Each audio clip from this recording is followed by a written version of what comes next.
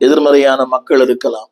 ஆனால் அந்த சூழ்நிலையிலும் தேவன் உங்களுடைய வாழ்க்கையில் மையமாக இருப்பாரானால் அந்த நேரங்கள் கூட, ஆங்கிலத்தில் சொல்லுவார்கள் த ஃபைன் மூமெண்ட்ஸ், அந்த நிமிடங்கள் கூட, அந்த சூழ்நிலை கூட இன்பமாய் மாற்றுவார். ஏனென்றால் எல்லாவற்றையும் எல்லாவற்றாலும் நிரப்புகிற கர்த்தர் அவர். அவர்தான் நம்முடைய வாழ்வின் மையம். அனைவரும் நினைக்கிறார்கள் அது இன்பம், இது இன்பம், அது இன்பம். ஒருவேளை அது உண்மையா இருக்கலாம்.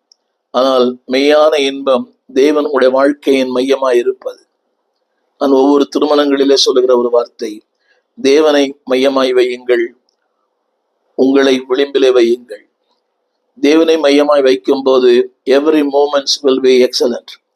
ஒவ்வொரு நிமிடங்களும் இத்தன் பக்தன் பாடினார், உம்மோடு செலவிடும் ஒவ்வொரு நிமிடங்களும் அது வீணாக போவது மட்டுமல்ல, அது வெறுமையாய் போவது மட்டுமல்ல,